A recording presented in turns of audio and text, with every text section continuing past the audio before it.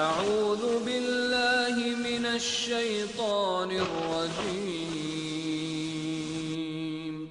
بسم الله الرحمن الرحيم. மக்கா வெற்றிக்கு பின் அனுப்பப்பட்ட படைப்பிரிவுகளும் குழுக்களும். இந்த நீண்ட வெற்றிமிக்க பயணத்திலிருந்து நபி ஸல்லல்லாஹு அலைஹி வஸல்லம் மதீனா திரும்பிய பின் பல பாகங்களிலிருந்து மக்கள் கூட்டங்களும் குழுக்களும் வந்தன. மேலும் நபி ஸல்லல்லாஹு அலைஹி வஸல்லம் தங்களது தோழர்களை பல இடங்களுக்கு ஆளுநர்களாக அனுப்பினார்கள். இஸ்லாமிய பிரச்சார பணிக்காகவும் பல அழைப்பாளர்களை பல பகுதிகளுக்கு அனுப்பி வைத்தார்கள். இவை ஒருபுறம் இருக்க, இஸ்லாமை ஏற்றுக்கொள்ளாமல் அல்லது அரபுலகம் கண்கூடாக பார்த்து கொண்ட உண்மைக்கு அடிபணியாமல் அகம்பாவம் பிடித்து வம்புத்தனம் செய்து வந்த கோத்திரங்களை அடக்குவதற்குண்டான நடவடிக்கைகளையும் நபி ஸல்லல்லாஹு அலைஹி வஸல்லம் எடுத்தார்கள். இது தொடர்பான சிறு விளக்கங்களை பார்ப்போம். ஜக்காத் வசூலிக்க அனுப்பப்பட்டவர்கள். ஹிஜ்ரி 8ஆம் ஆண்டின் கடைசி நாட்களில் நபி ஸல்லல்லாஹு அலைஹி வஸல்லம் மதீனாவுக்குள் திரும்பி வந்தார்கள் என்பதை இதற்கு முன் நாம் அறிந்தோம். ஆக சில நாட்களிலேயே ஹிஜ்ரி 9 முஹர்ரம் மாதம் இஸ்லாமிய புத்தாண்டு தொடங்கிற்று. சென்ற ஆண்டிற்கான ஜக்காத்தை வசூலிக்க நபி ஸல்லல்லாஹு அலைஹி வஸல்லம் தங்களது தோழர்களை பல கோத்திரத்தாரிடம் அனுப்பி வைத்தார்கள். அதன் விவரம் என்னவென்றால், ஜக்காத் வசூலிக்க அனுப்பப்பட்டவர்கள் மற்றும் அவர்கள் அனுப்பப்பட்ட கோத்திரத்தாரின் பெயர்கள். 1. உயைனா இப்னு ஹிஸ்ன் ரலியல்லாஹு அன்ஹு. இவர் பனு தமீம் கோத்திரத்தாருக்கு அனுப்பப்பட்டார். 2. யசீத் இப்னு அல் ஹுசைன் ரலியல்லாஹு அன்ஹு. இவர் அஸ்லம் மற்றும் கிஃபார் கோத்திரத்தாரினருக்கு அனுப்பப்பட்டார். 3. அப்பாத் இப்னு பஷீர் அஷ்ஹலி ரலியல்லாஹு அன்ஹு. இவர் சுலைம் முஜைனா கோத்திரத்தாரினருக்கு அனுப்பப்பட்டார். 4. ராஃபி இப்னு மக்கீஸ் ரலியல்லாஹு அன்ஹு. இவர் ஜுஹைனா கோத்திரத்தாருக்கு அனுப்பப்பட்டார். 5. அம்ர் இப்னு ஆஸ் ரலியல்லாஹு அன்ஹு. இவர் பனு ஃபஜாரா கோத்திரத்தாருக்கு அனுப்பப்பட்டார். 6. லஹாக் இப்னு அபு சுஃபியான் ரலியல்லாஹு அன்ஹு. இவர் பனு கிலாப் கோத்திரத்தாருக்கு அனுப்பப்பட்டார். 7. பஷீர் இப்னு சுஃபியான் ரலியல்லாஹு அன்ஹு. இவர் பனு கஅப் கோத்திரத்தாருக்கு அனுப்பப்பட்டார். 8. இப்னு லுத்பியா அஜ்தி ரலியல்லாஹு அன்ஹு. இவர் பனு துப்யான் கோத்திரத்தாருக்கு அனுப்பப்பட்டார். 9. முஹாஜிர் இப்னு அபு உமையா ரலியல்லாஹு அன்ஹு. இவர் சன்ஆ நகரத்திற்கு அனுப்பப்பட்டார். இவர்கள் சன்ஆவிற்கு அனுப்பப்பட்ட காலத்தில்தான் தன்னை நபி என்று வாதிட்ட அஸ்வத் அனசி அங்கு தோன்றினான். 10. ஜியாத் இப்னு லபீத் ரலியல்லாஹு அன்ஹு. இவர் ஹலர்மௌத்திற்கு அனுப்பப்பட்டார். யமன் நாட்டில் உள்ள ஓர் ஊராகும் இது. 11. அதி இப்னு ஹாத்தம் ரலியல்லாஹு அன்ஹு. இவர் தை மற்றும் பனு அசத் கோத்திரத்தாருக்கு அனுப்பப்பட்டார். 12. மாலிக் இப்னு நுவைரா ரலியல்லாஹு அன்ஹு. இவர் பனு ஹன்லலா கோத்திரத்தாருக்கு அனுப்பப்பட்டார். 13. ஜிப்ரிகான் இப்னு பத்ர் ரலியல்லாஹு அன்ஹு. இவர் பனு சஅதின் ஒரு பிரிவினருக்கு அனுப்பப்பட்டார். 14. கைஸ் இப்னு ஆசிம் ரலியல்லாஹு அன்ஹு. இவர் பனு சஅதின் மற்றொரு பிரிவினருக்கு அனுப்பப்பட்டார். 15. அலா இப்னு ஹல்ரமி ரலியல்லாஹு அன்ஹு. இவர் பஹ்ரைன் தீவுக்கு அனுப்பப்பட்டார். 16. அலி இப்னு அபு தாலிப் ரலியல்லாஹு அன்ஹு. இவர் நஜ்ரான் பிரதேசத்திற்கு அனுப்பப்பட்டார். ஜக்காத் மற்றும் ஜிஸ்யா வசூலிப்பதற்காக அனுப்பப்பட்டார்கள். நபி ஸல்லல்லாஹு அலைஹி வஸல்லம் அந்த ஆண்டு முஹர்ரம் மாதத்திலேயே மேற்கூறப்பட்ட அனைத்து குழுக்களையும் அனுப்பிவிடவில்லை. அவர்களில் சில கோத்திரத்தார்கள் தாமதமாக இஸ்லாமை ஏற்றுக்கொண்டதால் அதற்கு பிறகே நபி ஸல்லல்லாஹு அலைஹி வஸல்லம் தோழர்களை அவர்களிடம் அனுப்பி வைத்தார்கள். ஆனால் இந்த அளவுக்கு முக்கியத்துவம் கொடுத்து நபி ஸல்லல்லாஹு அலைஹி வஸல்லம் தங்களது தோழர்களை அனுப்பி வைத்தது ஹிஜ்ரி 9 முஹர்ரம் மாதத்தில்தான் ஆரம்பமானது. இதிலிருந்து ஹுதைபியா உடன்படிக்கைக்கு பின் இஸ்லாமிய அழைப்பு பணி எந்த அளவு வெற்றி அடைந்துள்ளது என்பது தெளிவாகிறது. அவ்வாறே மக்கா வெற்றி கொள்ளப்பட்ட பின் மக்கள் அல்லாஹுவின் மார்க்கத்தில் கூட்டம் கூட்டமாக நுழைந்தார்கள். படைப்பிரிவுகள். ஜக்காத் வசூல் செய்வதற்கு பல கோத்திரத்தாரிடம் தங்களது தோழர்களை அனுப்பியவாறே சில படைகளையும் பல பகுதிகளுக்கு நபி ஸல்லல்லாஹு அலைஹி வஸல்லம் அனுப்பினார்கள். அரபிய தீபகற்பம் முழுவதிலும் முழு அமைதியை நிலைநாட்டுவதே அதன் நோக்கமாகும். அவ்வாறு அனுப்பப்பட்ட படைகளின் விவரம் என்னவென்றால், 1. உயைனா இப்னு ஹிஸ்ன் படைப்பிரிவு. தமீம் கிளையினர் முஸ்லிம்களுக்கு எதிராக ஏனைய கிளையினரை தூண்டி வந்ததுடன் முஸ்லிம்களுக்கு செலுத்த வேண்டிய ஜிஸ்யா வரியையும் கொடுக்க விடாமல் தடுத்து வந்தார்கள். எனவே உயைனா இப்னு ஹிஸ்ன் அல் பசாரியின் தலைமையில் 50 குதிரை வீரர்களை ஹிஜ்ரி 9 முஹர்ரம் மாதத்தில் பனு தமீம் கிளையினரிடம் நபி ஸல்லல்லாஹு அலைஹி வஸல்லம் அனுப்பி வைத்தார்கள். இந்த படையில் முஹாஜிர் மற்றும் அன்சாரிகளில் எவரும் இருக்கவில்லை. அனுப்பப்பட்ட அனைவரும் புதிதாக இஸ்லாம் ஏற்றவர்களே ஆவர். உயைனா தனது படையுடன் இரவில் பயணிப்பதும் பகலில் மறைவதுமாக தமீமினரை நோக்கிச் சென்றார். ஒரு பாலைவனத்தில் ஒன்று கூடியிருந்த அந்த தமீம் கிளையினர் மீது திடீரென தாக்குதல் நடத்தினார். முஸ்லிம்களின் படையை சமாளிக்க முடியாமல் அக்கூட்டத்தினர் அங்குமிங்கும் ஓடினார்கள். 11 ஆண்கள், 21 பெண்கள், 30 சிறுவர்களை கைதிகளாக்கி உயைனா மதினா அழைத்து வந்தார். அவர்கள் அனைவரும் ரம்லா பின் அல் ஹாரிஸின் இல்லத்தில் தங்க வைக்கப்பட்டார்கள். தமீமினரின் தலைவர்களில் 10 முக்கிய நபர்கள் தங்களின் கைதிகளை விடுவிப்பதற்காக மதினா வந்தனர். அங்கு நபி ஸல்லல்லாஹு அலைஹி வஸல்லம் அவர்களை சந்திக்க அவர்களின் இல்லம் வந்து, முஹம்மதே, எங்களிடம் வாருங்கள் என்று கூவி அழைத்தார்கள். நபி ஸல்லல்லாஹு அலைஹி வஸல்லம் வந்தவுடன் அவர்கள் நபி அவர்களை பற்றி கொண்டார்கள். நபி ஸல்லல்லாஹு அலைஹி வஸல்லம் சிறிது நேரம் பேசிவிட்டு லுகர் தொழுகைக்காக சென்று விட்டார்கள். தொழுகை முடித்து பள்ளியின் முற்றத்தில் அமர்ந்தபோது அக்குழுவினர் நபி ஸல்லல்லாஹு அலைஹி வஸல்லம் அவர்களிடம் வந்து, வாருங்கள், ஒவ்வொருவரும் தத்தமது பெருமையை பற்றி விவாதிப்போம் என்று கூறினார்கள். அவர்களில் புகழ்பெற்ற பேச்சாளரான உத்தாரித் இப்னு ஹாரிஸ் என்பவரை அவர்கள் முன்னிறுத்தினார்கள். அவர் உரையாற்றியவுடன் இஸ்லாமிய பேச்சாளரான கைஸ் இப்னு ஷம்மாஷுக்கு நபி ஸல்லல்லாஹு அலைஹி வஸல்லம் கட்டளையிட்டார்கள். அவர் எழுந்து உத்தாரித்திற்கு பதில் சொன்னார். பின்பு தங்களின் புகழ்பெற்ற கவிஞர் ஜுப்ருகான் இப்னு பத்ரை அவர்கள் நிறுத்தினார்கள். அவர் தங்களின் பெருமையை கவிதையாக பாடினார். நபி ஸல்லல்லாஹு அலைஹி வஸல்லம் அவர்கள் ஹஸ்ஸான் இப்னு சாபித்திடம் பதில் கூறும்படி கூறினார்கள். ஹஸ்ஸான் உடனடியாக வாயடைக்கும் பதிலை தனது கவிதையில் வழங்கினார். இப்போட்டி முடிந்தவுடன் தமீம் குழுவில் இடம்பெற்றிருந்த நடுவர் அக்ரா இப்னு ஹாபிஸ் தீர்ப்பு கூறினார். நபி ஸல்லல்லாஹு அலைஹி வஸல்லம் அவர்களின் பேச்சாளர் நமது பேச்சாளரை விட மிக திறமையானவர். நபி ஸல்லல்லாஹு அலைஹி வஸல்லம் அவர்களின் கவிஞர் நமது கவிஞரை விட மிக திறமையானவர். அவர்களுடைய குரல் நமது குரலை விட மிக உயர்ந்தது. அவர்களது சொற்கள் நமது சொற்களை விட மிக உயர்ந்தது. அவரின் இந்த தீர்ப்புக்கு பின் அனைவரும் இஸ்லாமை தழுவினார்கள். நபி ஸல்லல்லாஹு அலைஹி வஸல்லம் அவர்களுக்கு வெகுமதிகளை அளித்ததுடன் கைதிகளையும் அவர்களிடம் திரும்ப ஒப்படைத்தார்கள். 2வது குத்பா இப்னு ஆமீர் படைப்பிரிவு. ஹிஜ்ரி 9 சஃபர் மாதம் துரபா என்ற நகருக்கருகில் உள்ள தபாலா என்ற பகுதியில் வசிக்கும் கஸ்அம் கபீலாவைச் சேர்ந்த ஒரு கிளையினரிடம் குத்பா இப்னு ஆமீர் என்பவரை 20 வீரர்களுடன் நபி ஸல்லல்லாஹு அலைஹி வஸல்லம் அனுப்பி வைத்தார்கள். இவர்கள் 10 ஒட்டகங்களில் ஒருவர் பின் ஒருவராக மாறி மாறி பயணம் செய்தார்கள். அங்கு சென்று எதிரிகளுடன் கடுமையான சண்டை செய்தார்கள். இருதரப்பிலும் அதிகமான சேதங்கள் ஏற்பட்டன. இதில் தளபதியாக இருந்த குத்பாவும் கொல்லப்பட்டார். ஆனால் இறுதியில் வெற்றி முஸ்லிம்களுக்கே கிடைத்தது. எதிரிகளின் கால்நடைகளையும் பெண்களையும் முஸ்லிம்கள் மதீனாவுக்கு கொண்டு வந்தார்கள். 3வது லஹாக் இப்னு சுஃப்யான் படைப்பிரிவு.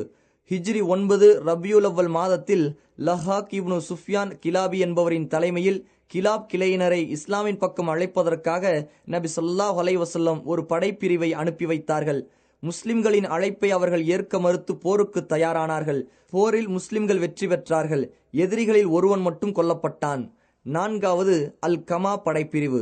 ஹிஜ்ரி 9 ரபியுல் ஆஹிர் மாதம் ஜுத்தா கடற்கரையை நோக்கி அல் கமா இப்னு முஜஸ்ஸிர் என்பவரின் தலைமையின் கீழ் 300 வீரர்களை நபி ஸல்லல்லாஹு அலைஹி வஸல்லம் அனுப்பி வைத்தார்கள்.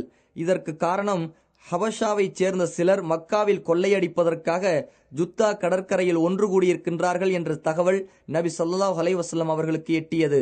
அல்கமா தனது படையுடன் கடற்கரை பகுதிகள் முழுவதும் ரோந்து சுற்றினார். அங்குள்ள ஒரு தீவு வரை சென்று தேடினார். முஸ்லிம்கள் வருகிறார்கள் என்ற செய்தியை அறிந்த ஹபஷிகள் தப்பி ஓடிவிட்டதால் சண்டை ஏதும் நடக்கவில்லை. ஆதாரம் ஃபத்உல் பாரி. 5வது அலி படைப்பிரிவு. தை கூட்டத்தினருக்கென்று பிரசித்தி பெற்ற சிலை ஒன்று இருந்தது. அதை அந்த மக்கள் ஃபுல்ஸ் என்று அழைத்தார்கள். அதை இடிப்பதற்காக அலி இப்னு அபு தாலிபை 150 வீரர்களுடன் ஹிஜ்ரி 9 ரபியுல் அவ்வல் மாதத்தில் நபி ஸல்லல்லாஹு அலைஹி வஸல்லம் அனுப்பி வைத்தார்கள். இவர்கள் 100 ஒட்டகைகள் 50 குதிரை வீரர்களில் பயணம் செய்தார்கள். இவர்களிடம் கருப்பு நிறத்தில் பெரிய கொடி ஒன்றும் வெள்ளை நிறத்தில் சிறிய கொடி ஒன்றும் இருந்தது. வந்து சேர வேண்டிய இடத்தை அடைந்தவுடன் ஃபுல் சிலையை தகர்த்தெறிந்துவிட்டு அங்கிருந்த கஜானாவையும் கைப்பற்றினார்கள். அதில் 3 வாள்களும் 3 கவச ஆடைகளும் இருந்தன. அங்கு வசித்த ஹாத்திம் குடும்பத்தினரிடம் சண்டையிட்டு நிறைய கால்நடைகளை கைப்பற்றி அவர்களில் பலரை கைது செய்தார்கள். அங்கு தையி கிளையினரின் தலைவராக இருந்த அதி இப்னு ஹாத்திம் தப்பித்து ஷாம் நாட்டை நோக்கி ஓட்டம் பிடித்தார். கைதியாக்கப்பட்டவர்களில் இவரின் சகோதரியும் இருந்தார். மதீனா வரும் வழியில் நபி ஸல்லல்லாஹு அலைஹி வஸல்லம் அவர்களுக்காக வெற்றி பொருளில் 5இல் ஒரு பகுதியை ஒதுக்கிவிட்டு மீதியை வீரர்களுக்கு பங்கிட்டு கொடுக்கப்பட்டது. ஆனால் கைதிகளில் ஹாத்திம் குடும்பத்தாரை மட்டும் பங்கிடாமல் நபி ஸல்லல்லாஹு அலைஹி வஸல்லம் அவர்களிடம் ஒப்படைக்கப்பட்டது. அதியின் சகோதரி நபி ஸல்லல்லாஹு அலைஹி வஸல்லம் அவர்களிடம் தன் மீது இரக்கம் காட்டுமாறு கேட்டுக்கொண்டார். அல்லாஹுவின் தூதரே, எனக்கு உதவி செய்பவரும் ஓடிவிட்டார், தந்தையும் இறந்து விட்டார், நானோ வயதான மூதாட்டி, எனக்கு பணிவிடை செய்வதற்கும் யாரும் இல்லை, எனக்கு உதவி செய்யுங்கள், அல்லாஹ் உங்களுக்கு உதவி செய்வான் என்று அந்த பெண்மணி நபி ஸல்லல்லாஹு அலைஹி வஸல்லம் அவர்களிடம் கூறினார். அதற்கு நபி ஸல்லல்லாஹு அலைஹி வஸல்லம், உமக்கு உதவி செய்பவர் யார் என்று கேட்க, அதி இப்னு ஹாத்திம் என்று பதில் சொன்னார். அல்லாஹுவிடமிருந்தும் அவனது தூதரிடமிருந்தும் விரண்டோடிய அவரா என்று கேட்டுவிட்டு வேறு எதுவும் பேசாமல் சென்று விட்டார்கள். மறுநாளும் இதே போன்று நபி ஸல்லல்லாஹு அலைஹி வஸல்லம் அவர்களிடம் அந்த பெண்மணி உரையாடினார். முந்தைய நாள் கூறியது போன்றே கூறிவிட்டு சென்று விட்டார்கள். மூன்றாம் நாளும் நபி அவர்களிடம் வந்து முன்பு கூறியது போன்றே கேட்டுக்கொண்டார். நபி அவர்கள் அவர் மீது இரக்கம் காட்டி அவரை விடுதலை செய்தார்கள். அப்போது நபி ஸல்லல்லாஹு அலைஹி வஸல்லம் அவர்களுக்கு அருகில் ஒருவர் இருந்தார். அநேகமாக அவர் அலியாக இருக்க வேண்டும் என்று அந்த பெண் கூறுகிறார். அவர் வாகனிப்பதற்காக வாகனத்தையும் நபி ஸல்லல்லாஹு அலைஹி வஸல்லம் அவர்களிடம் கேட்டு பெற்றுக்கொள் என்று யோசனை கூறினார். அந்த பெண்மணியும் நபி ஸல்லல்லாஹு அலைஹி வஸல்லம் அவர்களிடம் வாகனம் கேட்கவே நபி அவர்களும் அதற்கு ஏற்பாடு செய்தார்கள். நபி அவர்களிடமிருந்து திரும்பிய அந்த பெண்மணி தனது சகோதரரை தேடி ஷாம் நாட்டிற்கு பயணமானார். அங்கு தனது சகோதரரை சந்தித்து நபி அவர்களின் பெருந்தன்மை குறித்து விவரித்துவிட்டு, உமது தந்தை செய்திராத நல்ல செயல்களையெல்லாம் அவர் செய்கிறார், எனவே விரும்பியோ விரும்பாமலோ நீ அவரை சந்தித்தே ஆக வேண்டும் என்று அறிவுரை கூறினார். தனது சகோதரியின் இந்த யோசனைக்கு பின் தனக்கு எந்தவித பாதுகாப்பும் இல்லை என்றாலும் துணிவுடன் நபி அவர்களை சந்திக்க அவர் பயணமானார். நபி ஸல்லல்லாஹு அலைஹி வஸல்லம் அவர்களின் இல்லம் வந்து அவர்களுக்கு அருகில் அமர்ந்தவுடன் அவர் யார் என்பதை அறிந்து கொண்டு அவரிடம் நபி ஸல்லல்லாஹு அலைஹி வஸல்லம் பேசினார்கள். அல்லாஹ்வை புகழ்ந்ததற்கு பின் நீ இஸ்லாமை ஏற்றுக்கொள்ளாமல் ஓடுவதற்குரிய காரணம் என்ன? லா இலாஹ இல்லல்லாஹ் என்று கூறுவதற்கு பயந்தா நீ ஓடுகிறாய்? அல்லாஹ்வை தவிர வேறொரு இறைவன் இருக்கிறான் என்று உன் அறிவுக்கு எட்டுகிறதா என்று அவரிடம் வினவினார்கள். அதற்கு அவர் அப்படி ஒன்றுமில்லை என்றார். மேலும் சிறிது நேரம் பேசிவிட்டு, அல்லாஹு அக்பர் என்று சொல்வதற்கு பயந்தான் நீ ஓடுகிறாய், அல்லாஹை விட மிகப்பெரியவன் ஒருவன் இருக்கிறான் என்று உன் அறிவுக்கு எட்டுகிறதா என்று நபி ஸல்லல்லாஹு அலைஹி வஸல்லம் கேட்டார்கள். அதற்கு அவர் அவ்வாறு இல்லை என்று பதில் சொன்னார். யூதர்கள் அல்லாஹுவின் கோபத்திற்குரியவர்கள், கிறிஸ்தவர்கள் வழி தவறியவர்கள் என்று நபி ஸல்லல்லாஹு அலைஹி வஸல்லம் கூறினார்கள். இதனை கேட்ட அதி, நான் இணை வைப்பிலிருந்து முற்றிலும் விலகி முஸ்லிமாக இருக்கிறேன் என்று கூறினார். அவரின் இந்த பேச்சை கேட்ட நபி ஸல்லல்லாஹு அலைஹி வஸல்லம் முகம் மலர்ந்தவர்களாக அன்சாரி ஒருவரின் வீட்டில் விருந்தாளியாக அவரை தங்க வைத்தார்கள். அவர் அங்கு தங்கி ஒவ்வொரு நாள் காலையிலும் மாலையிலும் இருமுறை நபி ஸல்லல்லாஹு அலைஹி வஸல்லம் அவர்களை சந்தித்து வந்தார்.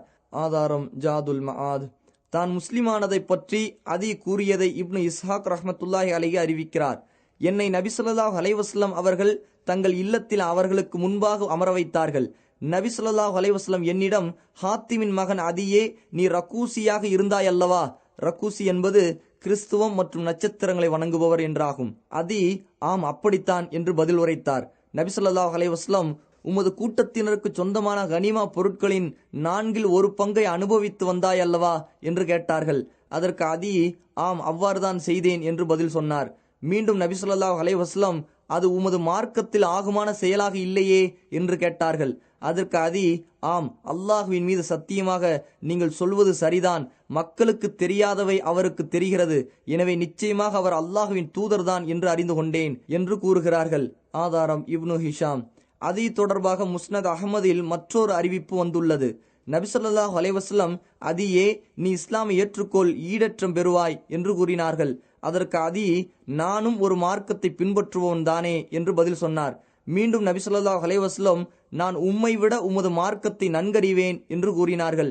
அதற்கு அதி, அது எப்படி என் மார்க்கத்தை என்னை விட நீங்கள் நன்கறிவீர்கள் என்று கேட்டார். மீண்டும் நபி ஸல்லல்லாஹு அலைஹி வஸல்லம், நீ ரக்கூசியா கூட்டத்தைச் சேர்ந்தவர்தானே, உமது கூட்டத்தில் கனிமத்தில் 4/4 அனுபவித்து வந்தீரே என்று கூறினார்கள். அதற்கு அதி, நீங்கள் கூறுவது உண்மைதான் என்று சொன்னார். மீண்டும் நபி ஸல்லல்லாஹு அலைஹி வஸல்லம், நிச்சயமாக உமது இந்த செயல் உமது மார்க்கத்தில் ஆகுமானது அல்லவே என்று கூறினார்கள். அதற்கு அதி ரலியல்லாஹு அன்ஹு கூறுகிறார், நபி ஸல்லல்லாஹு அலைஹி வஸல்லம் அவர்களின் இந்த பேச்சுக்கு முன் என்னால் ஒன்றும் செய்ய முடியவில்லை. உடனே நான் இஸ்லாமை ஏற்றுக்கொண்டேன். ஆதாரம் முஸ்னத் அஹ்மது. சஹீஹுல் புகாரியில் அதியின் மூலமாக மற்றும் ஒரு நிகழ்ச்சி பதிவாகியுள்ளது. நான் நபி ஸல்லல்லாஹு அலைஹி வஸல்லம் அவர்களுடன் அமர்ந்து உரையாடி கொண்டிருக்கும் போது ஒருவர் நபி ஸல்லல்லாஹு அலைஹி வஸல்லம் அவர்களிடம் வந்து தனது வறுமையை முறையிட்டார். சிறிது நேரத்திற்கு பிறகு மற்றொருவர் தனது பொருட்களை எல்லாம் கொள்ளையர்கள் வழியில் கொள்ளையடித்து விட்டதாக முறையிட்டார். நபி ஸல்லல்லாஹு அலைஹி வஸல்லம் என்னை பார்த்து, அதியே, ஹீரா தேசம் எங்கிருக்கிறது என்று உனக்கு தெரியுமா? உனக்கு ஆயுள் நீளமாக இருந்தால் ஒரு பெண் தனியாக ஹீராவிலிருந்து புறப்பட்டு காபாவிற்கு வந்து தவாப் செய்வாள். அவளுக்கு அல்லாஹ்வை தவிர வேறு எந்த பயமும் இருக்காது என்பதை நீ பார்க்கத்தான் போகிறாய். மேலும் உனக்கு ஆயுள் நீளமாக இருந்தால் கிஸ்ராவின் பொக்கிஷங்களை நீ வெற்றி கொள்வாய்.